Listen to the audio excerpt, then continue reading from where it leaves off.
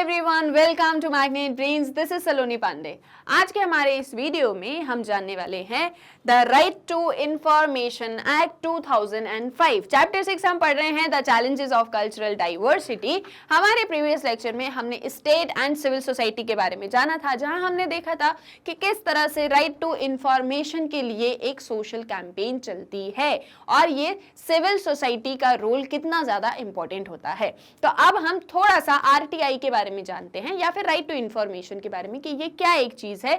ये चीज आपके चैप्टर में आई है, यानी कि ये टॉपिक आपके चैप्टर में है, तो इसकी क्या इंपॉर्टेंस है, क्या ये एक्ट है, राइट टू इंफॉर्मेशन क्या होता है, सूचना का अधिकार क्या होता है, ये हम बहुत ही शॉर्ट में जानने वाले हैं। बेसिक्स आपके लिए, सिर्फ basics. Okay, so the right to information act 2005 is a law enacted by the Parliament of India giving Indians access to government records। Right to Information Act या फिर RTI, जिसे RTI भी कहा जाता है, ये 2005 में आता है। एक लॉ है, ये क्या है? एक लॉ है, एक कानून है जिसे पार्लियामेंट ने, भारत की संसद ने 2005 में इनेक्ट किया था, जहां पर भारतीय नागरिकों को, इंडियन सिटीजन्स को राइट मिला था या अधिकार मिला था कि गवर्नमेंट के रिकॉर्ड्स को भी वो एक्सेस कर सकते हैं। मैंने आपको क्या बताया था, क्या है राइट टू इंफॉर्मेशन?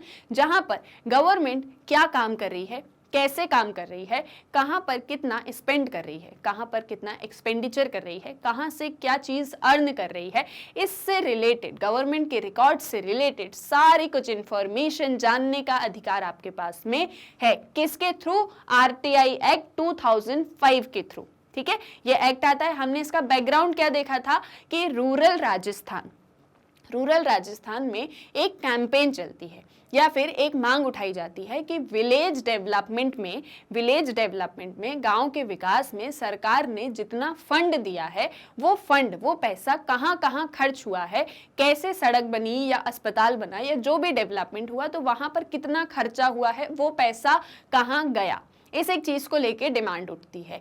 ब्यूरोक्रेसी कहीं ना कहीं इस डिमांड को नहीं मानना चाहती थी, लेकिन गवर्नमेंट के ऊपर इतना ज्यादा प्रेशर आ चुका था, क्योंकि ये राजस्थान से मूवमेंट जो है पूरे नेशन में चलने लगी थी, पूरे इंडिया में होने लगी थी, तो गवर्नमेंट के ऊपर प्रेशर आ चुका था। अल्टीमेटली गवर्नमेंट को ये कानून लाना पड़ा, जहां पर इंडियंस के पास में एक्सेस होगा गवर्नमेंट के रिकॉर्ड्स को लेके। कब आता है ये? ईयर 2005 में।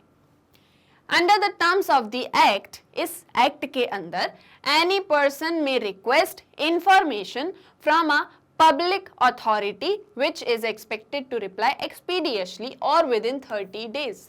इस एक एक्ट के अंदर कोई भी पर्सन पब्लिक अथॉरिटी से, यानी कि गवर्नमेंट से या फिर गवर्नमेंट के किसी भी इंस्ट्रूमेंट से, ठीक है, गवर्नमेंट से या गवर्नमेंट की जैसे जो भी वर्क कर रहे हैं गवर्नमेंट के अंदर, उनमें से किसी से भी किसी भी तरह की कोई भी इंफॉर्मेशन रिक्वेस्ट कर सकती है कि मुझे इस बारे में जो है सूचना चाहिए और आप मुझे दीजिए। कोई भी पर्सन जो है वो रिक्वेस्ट कर सकता है इंफॉर्मेशन, और फिर यहाँ पर ये जो पब्लिक अथॉरिटी है, इसको 30 डेज के अंदर इस एक इंफॉर्मेशन को प्रोवाइड करना होता है, रिप्लाई देना होता है। 30 डेज के अंदर में जो है आपको रिप्लाई देना होगा, जो भी सूचना आपसे मांगी गई है वो आपको प्रदान करनी होगी। ठीक है, क्या कहा गया इस एक्ट के अंदर? आई होप ये समझ में आया होगा। Now the act also requires every public authority to computerise their records for wide dissemination and to proactively publish certain categories of information so that citizens need minimum recourse to request for information formally। इस act के बाद में क्या हुआ?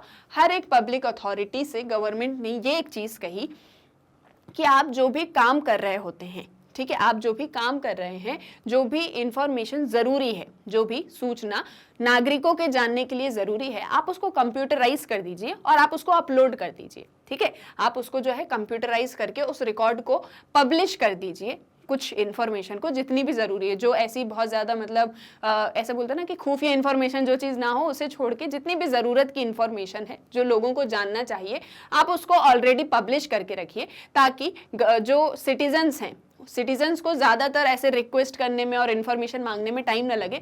Already उन्हें जो भी information चाहिए हो वो कंप्यूटर पे चेक करें और उनको वो इन्फॉर्मेशन मिल जाए। तो पहले क्या हो रहा था कि सिटीजन्स खुद से मांग रहे थे, अब गवर्नमेंट ने ये एक चीज करी कि हम आपको खुद से प्रोवाइड कर रहे हैं, हम सारी इंफॉर्मेशन को पब्लिक कर रहे हैं, तो आप खुद भी उसको एक्सेस कर सकते हैं।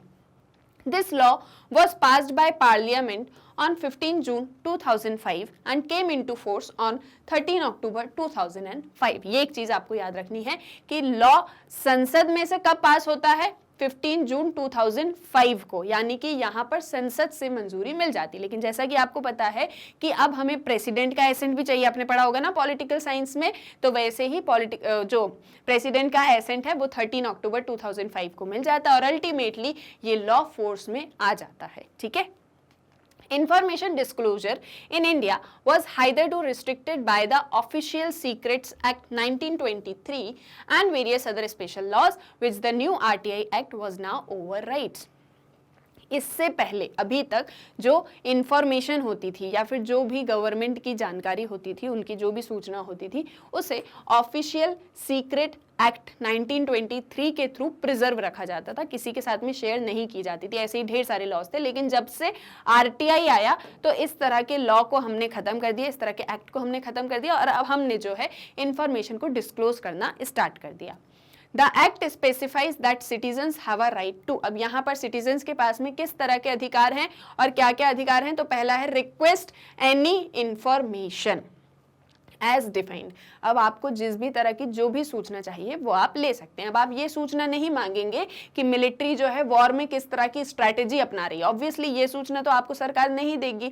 तो यहाँ पर जितनी भी डिफाइंड इंफॉर्मेशन होगी, जो भी जरूरत की होगी, सिटीजन्स को जानना चाहिए, जो सिटीजन्स के अधिकारों के अंदर आती है, वैसी इंफॉर्मेशन आप रिक्वेस्ट यहाँ पर कर सकते हैं।